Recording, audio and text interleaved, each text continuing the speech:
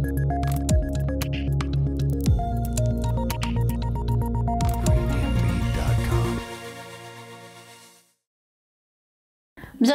sur UWeb TV. Nous sommes aujourd'hui en duplex avec Marie Di Franco. Bonjour Marie.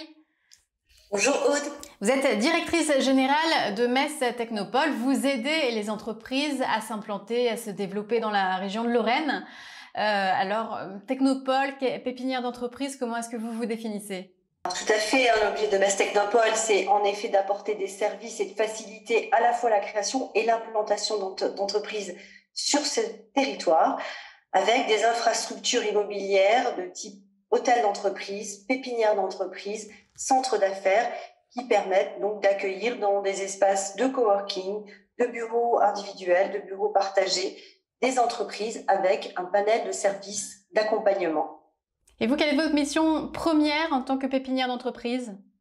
Tout à fait. Notre mission, c'est vraiment accompagner et faciliter le développement de jeunes pousses, puisque le jeune entrepreneur a besoin d'être aidé à la fois en termes d'hébergement, de services, de secrétariat, de bureautique et autres, mais aussi d'aider à développer son carnet d'adresses.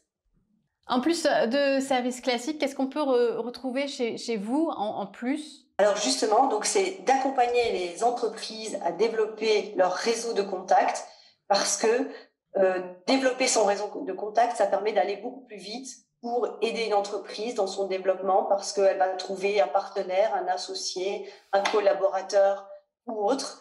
Et donc, nous avons créé depuis 2009 la communauté MyRéseau. C'est un ensemble d'animations professionnelles destinées aux professionnels, entièrement gratuites évidemment, sous des formats matinés, des matières d'expertise entrepreneuriale, etc., où des dirigeants vont pouvoir recueillir du conseil, de l'information, de l'expertise sur la gestion de leur entreprise, mais surtout pouvoir partager, échanger, faire connaissance avec un réseau de professionnels qui vont pouvoir élargir leur carnet d'adresses.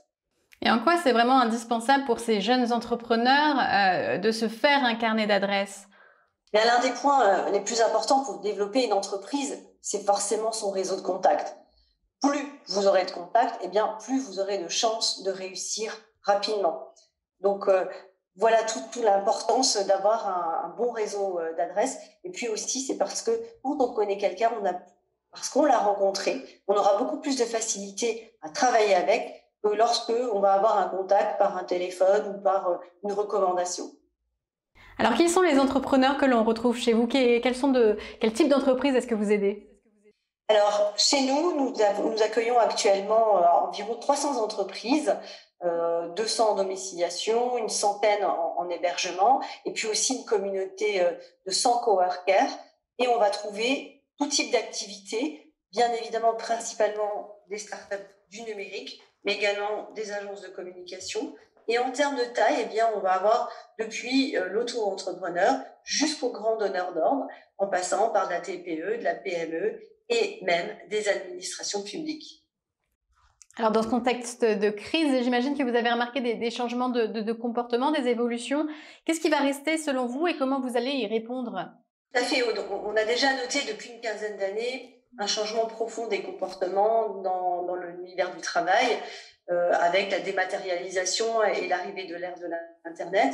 Mais en effet, cette crise sanitaire et ce confinement qui est arrivé brutalement a modifié les comportements et a donc incité au télétravail. Et une étude qui a été réalisée pendant le confinement révèle que 66% des télétravailleurs, donc des salariés, ont aussi bien, voire mieux travaillé que quand ils sont en entreprise. Et 83% d'entre eux sont tout à fait favorables au renforcement des dispositifs de télétravail.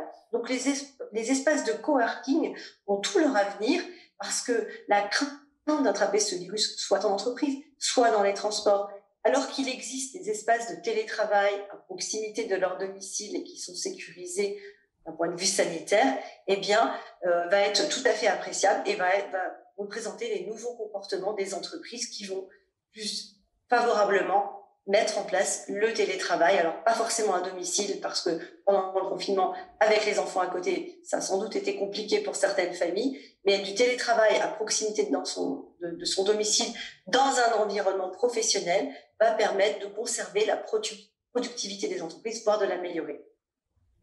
Merci beaucoup Marie Dufranco d'avoir répondu à nos questions sur eWeb TV. Merci, Aude.